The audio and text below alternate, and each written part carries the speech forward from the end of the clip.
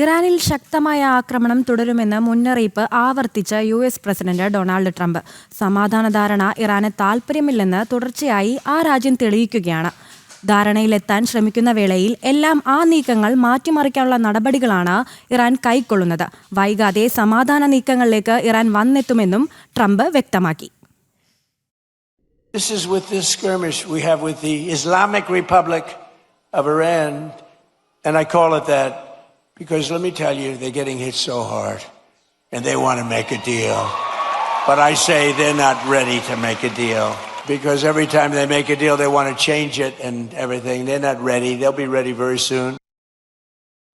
കൂടുതൽ വിശദാംശങ്ങൾ നൽകാൻ ഐസൺ ജോസ് ചേരുന്നുണ്ട്. ഐസൺ, ഇപ്പോൾ ട്രംപ് വ്യക്തമാക്കുന്നത് ഇറാനിൽ ശക്തമായ ആക്രമണം തുടരുമെന്നാണ്. എന്തൊക്കെയാണ് വിശദാംശങ്ങൾ?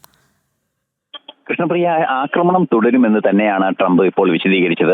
മാത്രമല്ല, നേരത്തെ നമ്മൾ പറഞ്ഞതുപോലെ തന്നെ, നേരത്തെ സൂചിപ്പിച്ചതുപോലെ 12 ദിവസവും അതിശക്തമായ ആക്രമണം ഇറാനിൽ തുടരുന്നതായി യു.എസ്. ജനറൽ കമാൻഡ് അറിയിക്കുന്നുണ്ട്. ഹോർമൂസിലെ സുരക്ഷ ഉറപ്പാക്കുന്നതിന്റെ ഭാഗമായാണ് നടപടിയെന്നും കൃത്യമായി അറിയിക്കുന്നുണ്ട്. മറ്റൊരു നിർണായക പരാമർശം കൂടി ട്രംപിന്റെ ഭാഗത്തു നിന്നുണ്ടായത് ഈ സമാധാന ധാരണയ്ക്കുള്ള എല്ലാ ശ്രമങ്ങളും മാറ്റിമറിക്കാനുള്ള നീക്കം ഇറാൻ നടത്തുന്നുവെന്നാണ്. അത് തുടർച്ചയായി നമ്മൾ കാണുന്നതുമാണ്. സമാധാന ധാരണയ്ക്കുള്ള നീക്കങ്ങൾ എല്ലാ അർത്ഥത്തിലും മാറ്റിമറിക്കുന്ന ഒരു നീക്കം തന്നെയാണ് ഇറാന്റെ ഭാഗത്ത് നിന്ന് തുടർച്ചയായി ഉണ്ടായിക്കൊണ്ടിരിക്കുന്നത്. മറ്റൊരു നിർണായക പരാമർശം കൂടി ട്രംപിന്റെ ഭാഗത്ത് നിന്നുണ്ടായത് ഏറ്റവും ഗൗരവമേറിയ ഒരു സമൂഹ മാധ്യമ കുറിപ്പ് കൂടിയാണ്.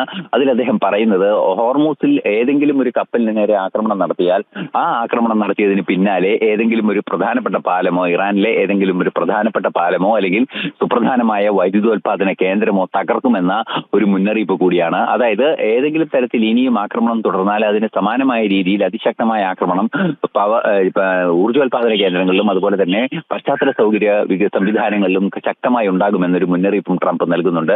തീർച്ചയായും അതീവ ഗൗരവമുള്ള ഒരു സാഹചര്യം തന്നെയാണ് നിലവിലെ സൂചനകളിൽ നിന്നും വായിച്ചെടുക്കാൻ സാധിക്കുന്നത്. നേരത്തെ സൂചിപ്പിച്ചതുപോലെ ഇന്നലെ മാർക്കോ റൂബിയോ സമാധാന ധാരണയ്ക്ക് തയ്യാറല്ലെന്ന് അറിയിച്ചിരുന്നു. അത് തന്നെ ട്രംപ് മറ്റൊരു പൊതുവേദിയിൽ കൃത്യമായി പറയുകയും ചെയ്യുന്നുണ്ട്. സമാധാന ധാരണയ്ക്ക് തയ്യാറല്ലാതാവുകയും അതിശക്തമായ ആക്രമണങ്ങൾക്ക് അല്ലെങ്കിൽ അത്തരത്തിലുള്ള പ്രതിരോധങ്ങൾ അല്ലെങ്കിൽ ഇത്തരത്തിലുള്ള പ്രകോപനങ്ങൾ എല്ലാം തന്നെ ഇറാന്റെ ഭാഗത്തു നിന്നുണ്ടാവുകയും ചെയ്യുന്ന ഒരു പശ്ചാത്തലത്തിൽ പശ്ചിമേഷ്യയിലെ സംഘർഷം കടുക്കുമെന്ന സൂചനകൾ തന്നെയാണ് പുറത്തുവരുന്നത്. കൃഷ്ണപ്രിയ. ശരി ഐസൻ.